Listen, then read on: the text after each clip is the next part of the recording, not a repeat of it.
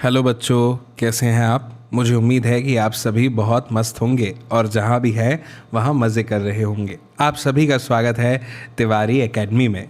आज के इस वीडियो में हम बात करने वाले हैं क्लास थर्ड में ईवीएस यानी इन्वायरमेंटल स्टडीज़ के चैप्टर 14 की, यानी कक्षा 3 में पर्यावरण अध्ययन के अंतर्गत आने वाले पाठ 14 की, जिसका शीर्षक है कहाँ से आया किसने पकाया। तो चलिए शुरू करते हैं। आप देखिए, हमें स्क्रीन पर आप देख रहे हैं कि किताब में चित्र दिया हुआ है। एक तरफ है वेणु का परिवार और दूसरी तरफ है रानी का परिवार। आप देख रहे हैं कि वेणु और रानी दोनों के परिवार में कैसे लोग काम कर रहे हैं और चित्र में आप पूरी कहानी को समझ सकते हैं। तो चलिए हम भी इस कहानी को समझते हैं, लेकिन प्रश्न के उत्तर दे करके, ठीक है ना। ओके, तो सबसे पहला प्रश्न जो हमारे सामने है वो ये है कि दोनों परिवारों में कौन किस तरह के काम कर रहा है, यानी वेणु के परिवार में भी और रानी के परिवार में भी। तो आप चित्र को देखिए, आपको समझ में आएगा। अगर बात करें वेणु के परिवार की, तो वेणु की माँ पहले चित्र में हमें खाना बनाती हुई, खाना पकाती हुई दिख रही है, और जो वेणु के पिताजी हैं वो झाड़ू लगा रहे हैं। वहीं रानी के परिवार की बात करें तो पहले चित्र में हमें दिख रहा है कि रानी की माँ खाना पका रही है। दूसरे चित्र पे आने पर हमें पता चलता है वेणु के परिवार में कि तीनों परिवार के परिवार के तीनों सदस्य, वेणु के पिताजी, वेणु की माँ और वेणु खाना खा रहे हैं साथ में। और रानी के परिवार में देखें तो पता चलता है कि रानी अपने भैया और अपने पापा को खाना परोस रही है। फिर तीसरे चित्र में हमें देखने को मिलता है कि वेणु के माता पिता अखबार पढ़ रहे हैं और वेणु जो है वो साइकिल चला रही है। वहीं रानी के परिवार में हमें देखने को मिलता है कि रानी और रानी की माँ काम कर रही है। आप देख सकते हैं रानी घड़े में पानी भरकर ला रही है और रानी के जो पिताजी हैं वो अखबार पढ़ रहे हैं, है ना। तो ये हमारा उत्तर होना चाहिए। इसके बाद में प्रश्न है, क्या तुम्हारा परिवार, मैं अंडरलाइन करता हूँ, आप ध्यान से समझिएगा, क्या तुम्हारा परिवार इन दोनों में से किसी एक परिवार जैसा है? यदि हाँ तो किसके जैसा? तुम्हारा परिवार उस परिवार से कैसे मिलता है? तो हम ये कहेंगे कि जो मेरा परिवार है, भाई मैं मेरे परिवार की बात बता रहा हूँ, ठीक है। मेरा परिवार वेणु के परिवार से मिलता है।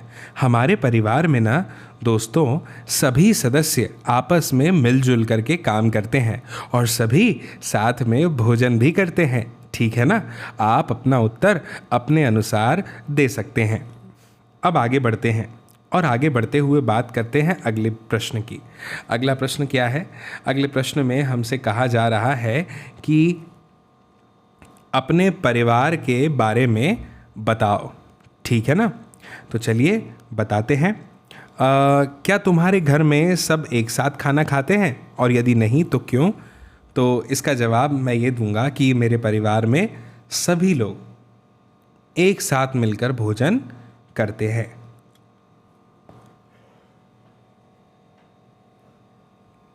फिर अगला प्रश्न है, सबसे आखिर में खाना कौन खाता है? तो इसका उत्तर हम कैसे दे सकते हैं? कोई नहीं, क्योंकि हम सभी हमेशा एक साथ भोजन करते हैं, तो एक साथ सभी का खाना हो जाता है। तो इस प्रश्न का उत्तर भी हम नहीं में देंगे। तीसरा है, खाना बनाने में कौन मदद नहीं करता और क्यों? तो मैं मेरी बात करता हूँ। मुझे खाना पकाना नहीं आता, इसीलिए मैं खाना पकाने में कोई सहायता नहीं कर पाता। फिर अगला प्रश्न है, तुम्हारे घर में और तुम्हारे एक दोस्त के घर में तालिका में दिए गए काम कौन करता है? पता लगाओ और लिखो। कुछ और काम तालिका में जोड़ो। तो भाई जैसे यहाँ लिखा है खाना बनाना, अगर मैं बात करूँ मेरे घर की, तो मेरे घर में खाना बनाने का जो मुख्य काम है वो मेरी माँ का है। और अगर मेरे दोस्त के घर की बात करूं तो वहाँ भी उसकी मम्मी, मुझे जहाँ तक पता है, खाना बनाती है। बाज़ार से सामान खरीदने की अगर बात करूं तो मेरे घर में मेरे माता पिता और मेरा एक भाई है, वो तीनों ही सामान खरीदने बाज़ार जाते हैं। कभी कभी मैं भी चला जाता हूँ। मेरे दोस्त के घर में उसके माता पिता ये काम करते हैं। झाड़ू लगाने की बात करूं तो झाड़ू लगाने के लिए काम जो है वो मेरे घर में काम वाली आती हैं, दीदी, वो लगाती हैं। और मेरे दोस्त के घर में उसकी मम्मी और उसकी दीदी ये काम करती है। बर्तन साफ़ करने के लिए मेरे घर में काम वाली दीदी आती हैं, वही करती हैं।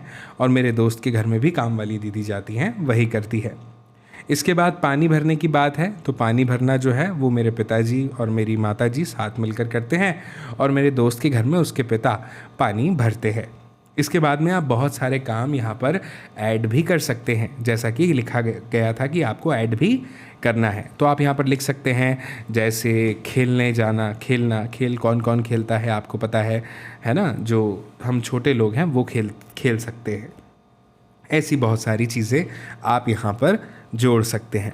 फिर आगे है कि घर में ज़्यादा काम कौन करता है। ठीक है, तो मैं बता दूं कि मेरे घर में और मेरे दोस्त के घर में, हम दोनों ही के घर, हमारी जो माँ है, जो मम्मी है, वो ज़्यादा काम करती है। अब आगे बढ़ते हैं और देखते हैं जो खाया कहाँ से आया प्रश्न के अंतर्गत आने वाली ये चीज़ें। अब यहाँ पर हमें क्या करना है, यहाँ पर लिखा है कि नीचे कुछ खाने पीने की चीज़ों के नाम लिखे हैं। जो चीज़ें हम पेड़ पौधों से लेते हैं उन पर हरे रंग से हमें चिन्ह लगाना है, मतलब सर्कल बनाना है। और जो चीज़ें जानवरों से मिलती है उन पे लाल रंग से हमें सर्कल बनाना है। खाली जगह में कुछ नाम हम भी चाहें तो जोड़ सकते हैं।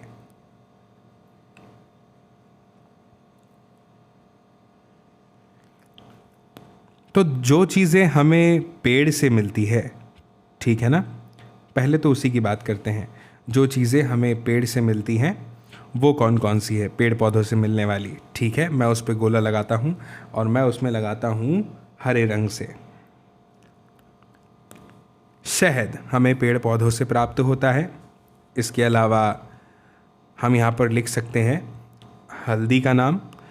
और अगर बात करें मक्का की, पालक की, टमाटर की, प्याज की, केले की और आलू की और नींबू की, तो ये सब हमें जो है पेड़ पौधों से प्राप्त होता है। अजवाइन भी।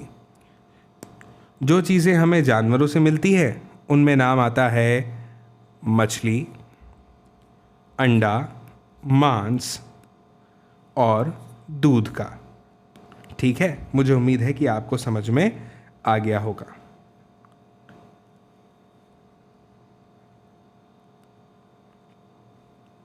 अब आगे बढ़ते हुए बात करते हैं, जब तुम बीमार होते हो तो क्या पेड़ पौधों से मिलने वाली चीज़ों को दवाई के रूप में लेते हो, और कब कौन सी चीज़ लेते हो?